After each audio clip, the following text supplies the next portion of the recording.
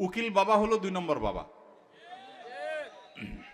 আমাদের সমাজে উকিল বাবার প্রথা অনেক বেশি আছে, আপনাদের এলাকায় আছে?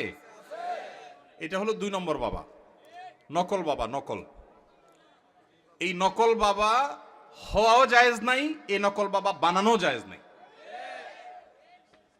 ভাইরা আমার, বিয়ে শাদিতে আমাদের দেশে মনে করা হয় যে একজন উকিল বাবা লাগে, এরকম একটা ধারণা আছে না? নেই? মেয়ের ইজিন আনার জন্য গায়রে মাহরাম একজন উকিল বাবা হয়, অনেক সময় যায় অনুমতি আনে।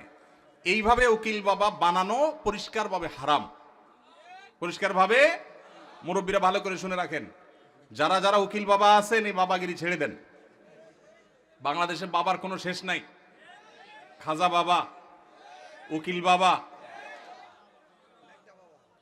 ন্যাংটা বাবা, কত বাবা আছে।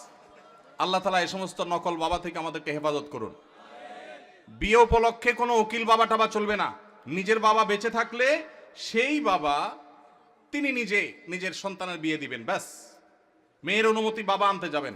জাজ্জল্যমান বাবা উপস্থিত, আগাগোড়া 5 হাতি বাবা আছে, এরপরও দেখা যায় আরেকজন উকিল বাবা সেজে সেখানে নাটক করতে যায় অনুমতি আনার জন্য। এই নাটক করা জায়েজ নাই, পরিষ্কারভাবে হারাম, পর্দাহীনতার কারণে। বিশেষ করে গায়রে মাহরাম কেউ যখন উকিল বাবা সাজে, ওই মেয়ে সারা জীবন তারে বাপ বাপ ডাকে, খানা খাওয়ায়। এটা আমাদের সামাজিক মানে একটা কুসংস্কার বলতে পারেন, এর সাথে ইসলামের কোনো সম্পর্ক।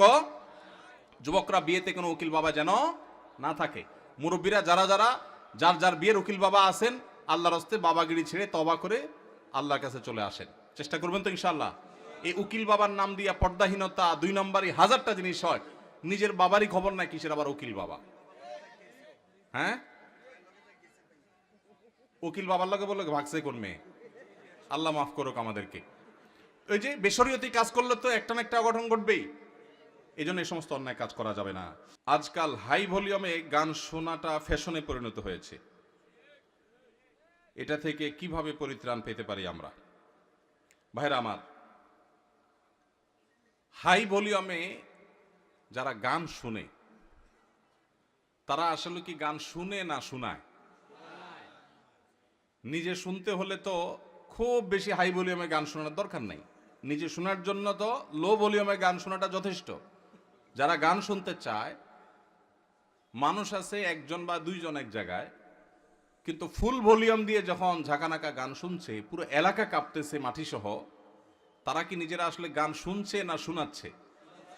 এজন্য প্রশ্নকর্তা ভাই যে ফ্যাশন লিখেছেন, খুব যথার্থ লিখেছেন। এটা যতটা না গান শোনা, ততটা তার চেয়ে বেশি ফ্যাশন। এটা হলো একটা অনাচার, একটা জুলুম, এটা হলো একটা অসভ্যতামূলক আচরণ। এটা কোনো সভ্য ভদ্র সমাজের কোনো মানুষের, ভদ্র মানুষের, ভালো মানুষের কোনো আচরণ হতে পারে না। আমি সব সময় এটার বিরুদ্ধে কথা বলার চেষ্টা করি। আমাদেরকে একটা বিপ্লব করতে হবে, সেটা হলো শব্দ সন্ত্রাসের বিরুদ্ধে বিপ্লব। অনেকেই দেখা যায় বিয়ে, গায়ে হলুদ, গায়ে মরিচ, আকিকা, নানান অনুষ্ঠানের নামে হাই ভলিউমে ডেকসেট ভাড়া করে গান শুনছে।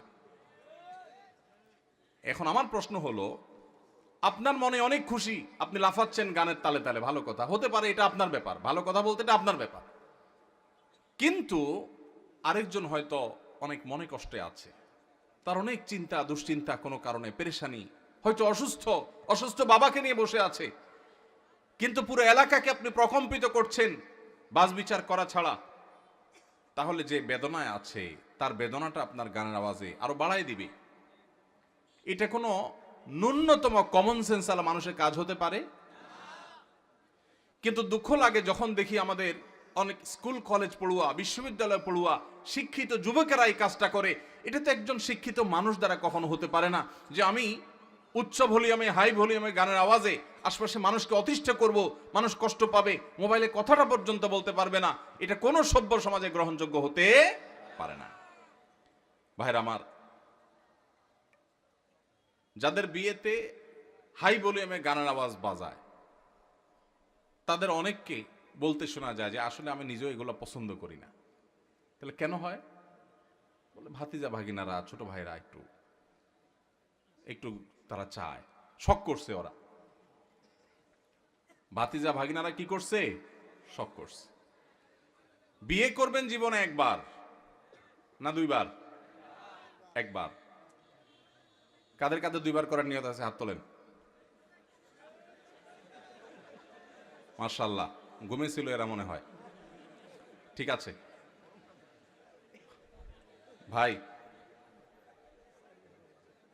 বিয়ে যেহেতু একবারই করবেন বেশিরভাগ মানুষ, সে একটা বিয়ে হোক আদর্শ বিয়ে, সে একটা বিয়ে হোক স্মরণীয় বিয়ে, ওই বিয়েতে মানুষের বদদোয়া আসুক, কেউ চান? তাহলে ভাতিজা ভাগিনা কেন, আরো কেউ যদি বলে, ছোট ভাইরাও যদি বলে, তাহলে সেই অনাচার আমরা করতে দেব না ইনশাআল্লাহ। ভাইরা আমার, এমনকি ওয়াজ মাহফিলের যে মাইক, এই মাইকগুলো কন্ট্রোল যেন থাকে, কন্ট্রোলে যেন থাকে, এগুলো যেন নিয়ন্ত্রণে থাকে। আমরা সবসময় বলি, আমি বরাবরের মতো আহ্বান করি, আমি কেন, অন্যান্য আলেমরাও সবসময় বলেন যে ওয়াজ মাহফিলের মাইক যেন মানুষের বিরক্তির কারণ না হয়। শহরে এটা খুব বেশি নিয়ন্ত্রণ জরুরি। গ্রামে যেখানে মাহফিল হয়, পুরা গ্রামের মানুষ মাহফিল শোনার জন্য প্রস্তুত থাকে। দূর দূরান্ত থেকে নায়ুরিরা বাপের বাড়ি বেড়াইতে আসে, যখন মাহফিল হয় সবাই প্রস্তুত থাকে।